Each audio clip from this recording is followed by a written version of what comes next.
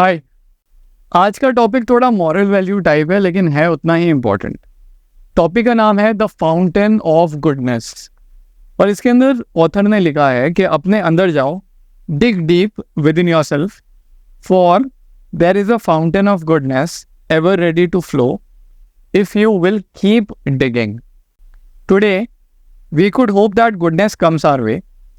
अच्छी न्यूज़, अच्छा वेदर, अच्छा लक, या हम इसे अपने आप में ढूंढ सकते हैं।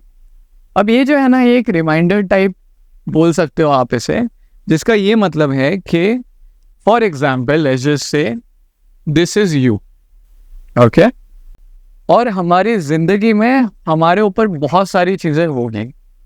तो फॉर एग्जाम्पल किसी ने डांट दिया, या क्रिएटिविटी का ब्लॉक आ गया है, कुछ बनाने नहीं जम रहा है, उसके बाद में पैसा अटक गया है कहीं से, या काम नहीं मिल रहा है, लीड्स नहीं मिल रहा है।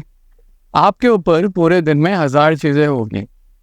इसको हम एक तो ये बोल सकते हैं कि बाहर की दुनिया से हमें अच्छी चीज़ें आनी चाहिए, लाइक मेरे साथ ही ऐसा क्यों होता है, या जो भी लोग मुझे अच्छे लगते हैं वो ज़िंदगी से चले जाते हैं। और ऐसे बहुत सारे सेंटेंस है जो हमारी ज़िंदगी में आते हैं, उनमें से कई तो आपने खुद बोले होंगे। या कई बार हम ये बोलते हैं कि मुसीबतें जब आती है एक साथ आती है। पर मेरे आर्टिस्ट के डेफिनेशन में एक चीज़ है कि आर्टिस्ट कौन है। अगर आप ये बोलें कि उसने एक आर्टिस्ट की तरह अपनी ज़िंदगी जिया है, मतलब ये जितनी भी प्रॉब्लम्स आ रही थी ना, उसने इन सबको हैंडल कर लिया और खुद को प्रॉब्लम में जाने नहीं दिया। अब खुद को अगर मैं प्रॉब्लम में नहीं जाने तो इसका मतलब क्या है कि आपकी ज़िंदगी में मेरे डैड अक्सर बोलते हैं कि कुछ भी होना चाहिए ना, तुम्हारे फेस पे उसको संभाल लेना। फेस पे जो एक्सप्रेशन आता है, जो हम अंदर से दुखी होते हैं, वो मत होने देना। अगर हम अपने अंदर से ये इतनी ऊर्जा, इतनी एनर्जी, इतनी खुशी पैदा करें कि जो भी चीज़ आ रही है वो हमें हर्ट करे या ना करे, हम उसका ज़्यादा असर ना होने दें, तो ज़िंदगी बहुत सही नहीं हो जाएगी। यहाँ पे ये जो ऑथर ने लिखा है द डेली स्टोइक बुक के अंदर, उसने ये लिखा है कि और we could find it in ourself. Goodness is something that's going to be delivered by mail. Goodness कोई ऐसी चीज़ नहीं है, खुशहाली कोई ऐसी चीज़ नहीं है जो आपको मेल में या ईमेल में आएंगी, वो ऑलरेडी आपके अंदर है। पर होता यह है कि जब हम ऐसी सिचुएशन से घिरते हैं ना, हमारा जो एनर्जी होता है वो ख़त्म हो जाता है, ठीक है। जब ये एनर्जी ख़त्म होती है तो क्या होता है, हम यहाँ पे सैड हो जाते हैं। जैसे ही हम यहाँ पे सैड हुए, इन सारी सिचुएशन से डील करने का हमारा तरीका गलत हो जाता है, और फिर जहाँ पे प्रॉब्लम ख़त्म होने वाली थी वो प्रॉब्लम वहाँ पे और बढ़ जाती है। और मैं बताता हूँ होता क्या है। स्टार्ट में ना, सबसे पहले कोई प्रॉब्लम आई, पहले दिन आई, आपकी एनर्जी बहुत अच्छे लेवल पे है, आपने उसको डील कर लिया। दूसरे दिन वही प्रॉब्लम उतनी पावर से आती है, अब आपकी एनर्जी थोड़ी कम हो रही है, क्योंकि आप कितना बर्दाश्त करोगे। दूसरी बार भी आपने डील कर लिया। पर ज़िंदगी का सीन ये है कि ज़िंदगी चीज़ें फेंकती रहेंगी और आपकी एनर्जी नीचे नीचे नीचे जा रही है, और इस टाइम में ना हमें नहीं समझ में आता कि कहाँ से हैंडल करें। इसलिए एक चीज़ रिसेंटली मैंने देखा था, किसी मूवी के अंदर था वो, कि एक इंसान होता है, उसकी ज़िंदगी में सब बुरा चल रहा है, ठीक है। वो बिल्डिंग से नीचे उतरता है, ब्रेक लेता है, सामने कोई इंसान बैठा होता है। अब ऐसे सिचुएशन में ना हम फ्रस्ट्रेट होते हैं। अगर छोटी सी भी उल्टी सीधी चीज़ हो गई तो हम भड़क जाते हैं।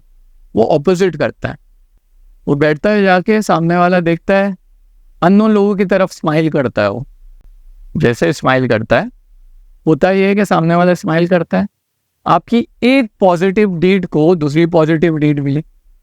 यहाँ पे जो आप खुशहाली चाह रहे थे ना कि यहाँ से आए, उसे आपने खुद यहाँ से शुरू किया है। तो इवन वो लोग जो स्माइल नहीं कर रहे थे, वो उसको देख के स्माइल कर रहे हैं, और उसका एक पार्ट अच्छा हो गया। इसके बाद जब वो वापस ऊपर जाता है तो पूरा जो रूम है, जो टेंशन में है, मीटिंग में, वो उस जोन में नहीं होता, वो अपनी खुशी में चल रहा है, और वो खुश है और वो हैप्पी है, और उससे डील कर लेता है।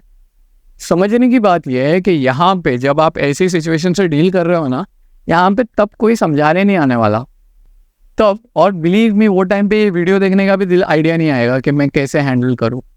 बहुत बार हमारे अंदर दिमाग आ जाता है सही टाइम पे और हम सिचुएशन को हैंडल कर लेते हैं। बहुत बार ये होता है कि सारी चीज़ें अवेलेबल है लेकिन हमारा दिल नहीं बोलता, हम चिड़े हुए होते हैं। उस टाइम पे और इसको आदत डाल लेना। याद रखना कि तुम्हें खुश करने की जो कैपेसिटी है ना, सबसे ज़्यादा तुम्हारे अंदर है। मजाक नहीं कर रहा हूँ। अगर अभी खुद को स्माइल फेस में पुश करोगे जैसा जोकर मूवी में करता है वो, थोड़ी देर के बाद में आपके जो मसल्स है ना वो वैसे ही रिएक्ट करके आपके अंदर से आपको खुश कर देंगे। तो वो हैप्पीनेस जिसे हम दूसरे लोगों की नीड में ढूंढ रहे, जिसे हम खुद कंट्रोल नहीं कर सकते, हमारी दुनिया में वो हमें आराम से मिल जाती है। अब एक और पॉइंट, और ये स्टोइसिज्म फॉर आर्टिस्ट है, तो नॉर्मल लोगों को कवर करने के बाद मैं आर्टिस्ट का एक एंगल देना चाहता हूँ कि कई बार क्रिएटिव काम दूसरों को पसंद नहीं आता। तो आपने हो सकता है ग्राफिक डिज़ाइनिंग बनाई हो या आपने कोई भी काम किया और चेंजेस पे चेंजेस आ रहे हैं और हम चिढ़े आते हैं। उसके अंदर अगर आपको खुद को खुश करना है ना, तो आर्टिस्ट के पास एक सुपर पावर होती है, वो होती है उनका आर्ट। एक पेज साइड में लो और अपना आर्ट बनाना शुरू करो।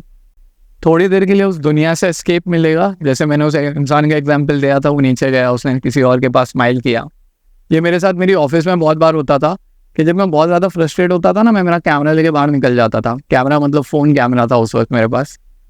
और फिर जब एक राउंड मार के वापस आता था, दिमाग अपने आप खुल जाता था, चीज़ें हैंडल होने लगती थी थोड़ी ईजीली। और इसके अंदर किसी को कुछ बोलने की ज़रूरत नहीं पड़ी, किसी से मदद मांगने की ज़रूरत नहीं पड़ी, आपने खुद ही सिचुएशन को हैंडल कर लिया। तो आज का जो टॉपिक था थोड़ा moral value type, but I do believe you go deep inside you and find that happiness, because वो आपके अंदर ही है। अच्छा लगा तो दुआ में याद रखना। कल मिलता है। खुदा हाफिज़।